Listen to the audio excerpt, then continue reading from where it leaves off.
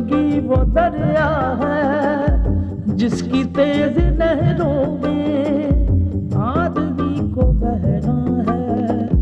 आने जाने वाले सब मौसमों में रहना है, मौसमों में रहना है।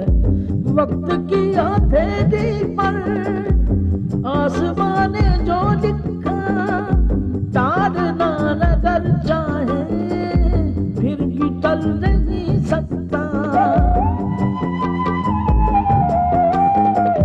दूसरा कोई भी हो आदमी की किस्मत का रुख बदल नहीं सकता, साथ चल नहीं सकता। जिंदगी वो दरिया है, कहीं गुल खुशबू जुगनू, कहीं दिल सहरा बादल सरगम, कहीं जिला और कहीं पे है चट्टान इंसान, चट्टान चट्टान।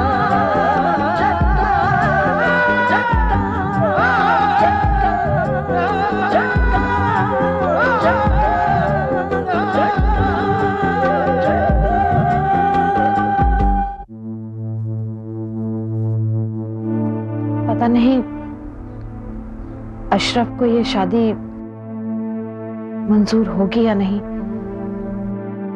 मेरे बारे में पता नहीं क्या क्या सोचेगा। वो आपका बेटा है, आपके बारे में जरूर अच्छा सोचेगा। जिस बेटे की आप जैसी माँ हो वो इस शादी को जरूर कबूल करेगा। आपको याद है ना अंकल, मैंने आपसे कहा था कि मैं अपने पैरों पर खड़ी होना चाहती हूँ। अब मुझे मौका मिल गया है, एक बहुत अच्छी जॉब हासिल हुई है। अब मैं सर उठा के जी सकती हूँ। काश काश आज का ये दिन कभी नहीं आता। काश मेरा जन्म ही नहीं हुआ था। विशाल, मेरा जन्म एक श्राप है माँ, श्राप। सर इस वक्त आप बहुत नशे में हैं। बेहतर होगा हम कल सुबह बात करें। मैं सुबह तक इंतजार नहीं कर सकता। मैंने बहुत इंतजार किया, अब मुझे अपने दिल पे काबू नहीं है। आपने मुझ पर बेशुमार एहसान किए हैं। मेरी झोली खुशियों से भरती है।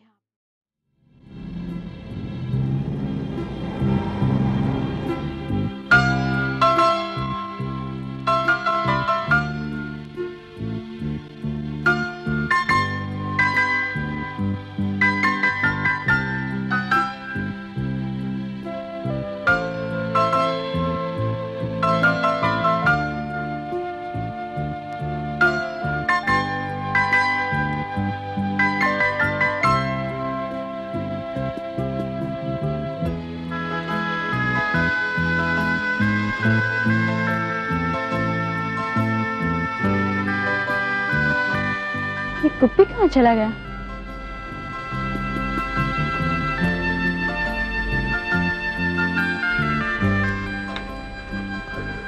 कुप्पी जी। जी जी। कुप्पी जी आप यहाँ क्या कर रहे हैं? मैं सब जगह ढूंढ चुकी आपको। हाँ जी, कुछ नहीं कुछ नहीं। अच्छा चलिए। हाँ चलिए। कुप्पी जी देखिए ना कितने प्यारे। अरे वाह वाह, बहुत अच्छे, वाह। लेकिन आपने सारा सामान ले लिया ना? हाँ ले लिया। कुछ बाकी तो नहीं बचा? नहीं तो चेक कर लीजिए। वो क्या है, क्या वो नैपी नेपी ना क्या बोलते हो? ले लिया आपने? Nappy nappy. Hello hello. हाँ बहुत खूबसूरत। ये देखिए ना कितने प्यारे। लेकिन ठहरिए ठहरिए, आप इन्हें रखिए रखिए रखिए। और ये देखिए, और ये देखिए, और ये देखिए। बहुत प्यारे, लेकिन मैंने लिए हुए हैं ना। तो वो आपने लिए है ना, हमने तो नहीं लिए। आखिर हमारा भी तो कोई हक बनता है या नहीं है? ये तीनों का बिल अलग बनाना, इसके पैसे हम देंगे अलग से। कुप्पी महाराज बनाइए बनाइए बिल बनाइए आप। हाँ मैं फोन कर सकता हूँ? कुप्पी जी फोन करने की कोई जरूरत नहीं है। मैं घर पर कर रहा था। रंगोली घर पर नहीं है।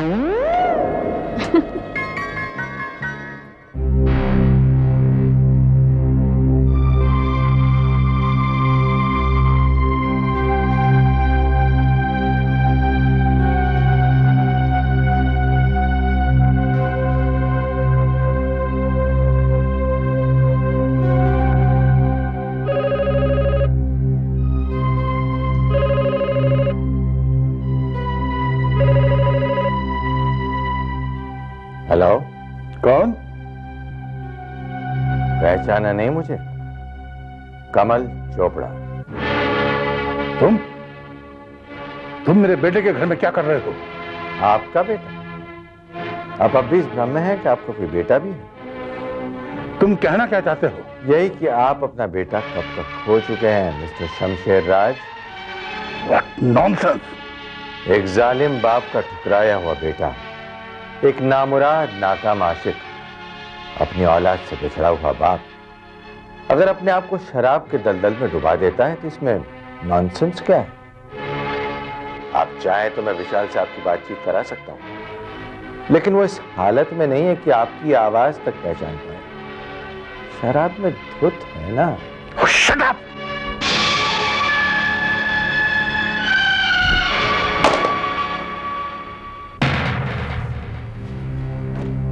किसका फोन था? रॉन्ग नंबर था। और आप यहां क्या कर रहे हैं? तुम्हारी खैरियत पूछने के लिए। मैं बिल्कुल ठीक हूं। तुम ठीक कैसे हो सकते हो विशाल? अपनी पहली बीवी से जुदा होकर तुम ठीक कैसे हो सकते हो? वो तुम्हारी बीवी नहीं, तुम्हारी महबूबा थी, और फिर उस मोहब्बत की एक निशानी भी तो है, तुम्हारा बेटा। अपने इकलौते बेटे से दूर रहकर तुम ठीक कैसे हो सकते हो? क्या तुम इतने संगदिल हो गए हो? दूसरों के जख्मों पर नमक छिड़कने से आपको क्या सुख मिलता है अंकल? अरे कैसी बातें करते हो विशाल? मैं तो सिर्फ तुम्हें तुम्हारा फर्ज याद दिलाने आया हूं। तुम्हारा एक बेटा है जो तुम्हें मिलने के लिए उसी तरह तड़प रहा है जैसे शायद तुम। कहीं भूल ना जाना कि एक बाप होने के नाते तुम्हारी कुछ जिम्मेदारियां भी हैं। मैं अपनी जिम्मेदारियां खूब समझता हूं। अब आप जाइए यहां से, चलिए जाइए। ऑलराइट, लेकिन बाद में मेरे पीछे पीछे मत आना ये पूछने के लिए कि अंकल मेरे बेटे का पता बता दीजिए, मेरा बेटा कहाँ है। चलिए जाइए जाइए। ऑलराइट।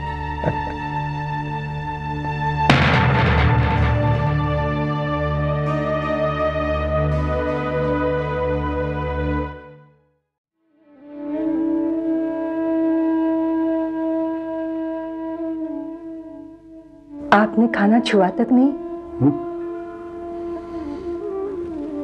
तुमने भी तो नहीं खाया। मुझे भी भूख नहीं है, मगर आपने आज सुबह नाश्ता भी तो नहीं किया था। क्या बात है? कुछ नहीं। आप मुझसे कुछ छुपा रहे हैं। मैं नहीं जानती क्या कि आप क्यों उदास हैं? अगर जानती तो फिर पूछती क्यों? फिर भी गायत्री, आज से 3 साल पहले इसी महीने इसी तारीख हमारे घर में चिरागा हो रहे थे, सैकड़ों मेहमान आए थे, हमारा दिल खुशी और आनंद से झूम रहा था। क्यों? विशाल का जन्म हुआ था। हमारा एक लौता बेटा। आज पहली बार है कि वो अपनी सालगिरह पर हमसे जुदा है। पहला मौका है कि उसने आकर हमारे पांव नहीं छुए, हमारे सीने से नहीं लगा, हमने उसका माथा नहीं चूमा, उसे आशीर्वाद नहीं दिया। मेरा और आपका आशीर्वाद हमेशा उसके साथ है। भगवान करे उसे हमारी उम्र भी लगे। लेकिन गायत्री, अब ये जुदाई हमसे बर्दाश्त नहीं हो रही।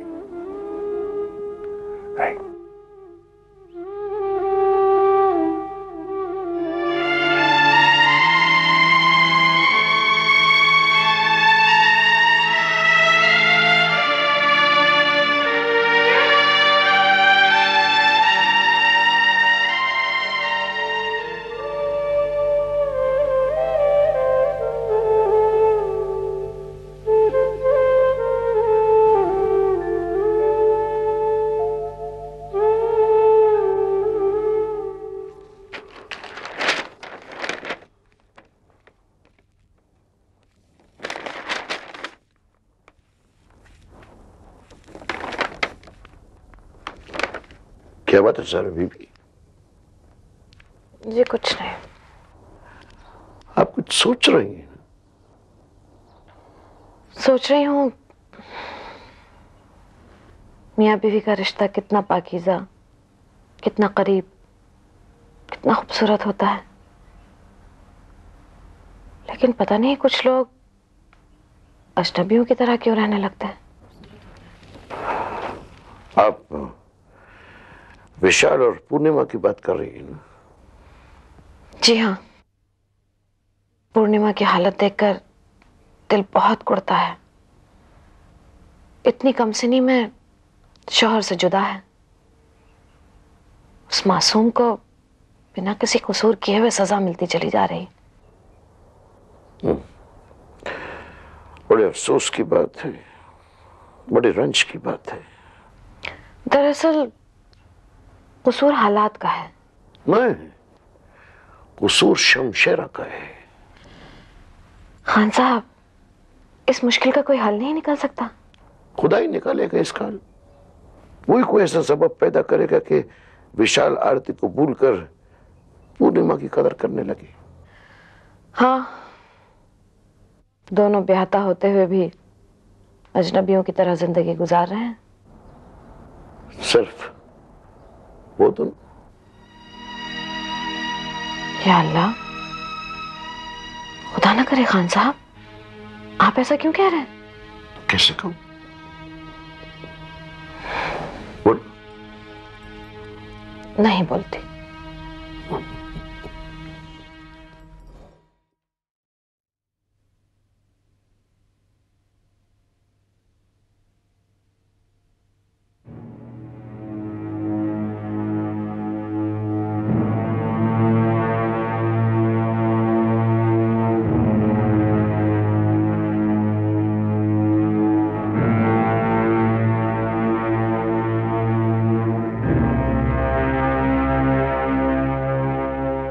विशाल,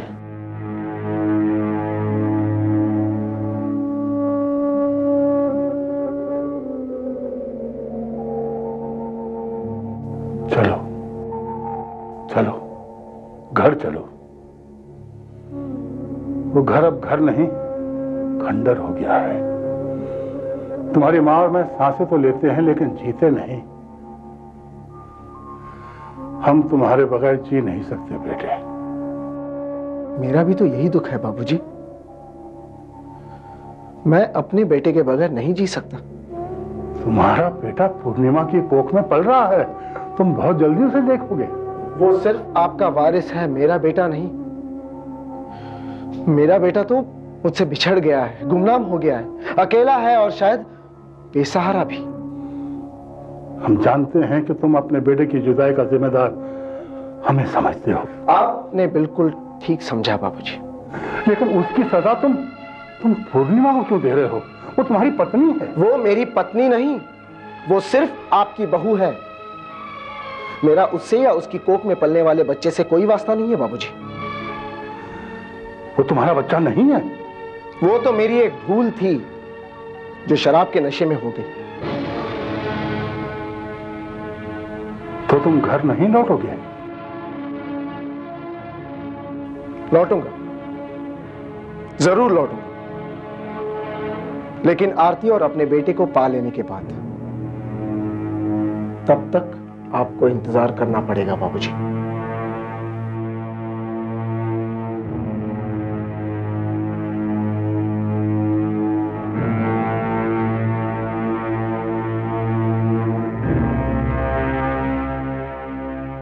विशाल, एक बात याद रखना, हम दोबारा नहीं आएंगे तुम्हें बुलाने के लिए।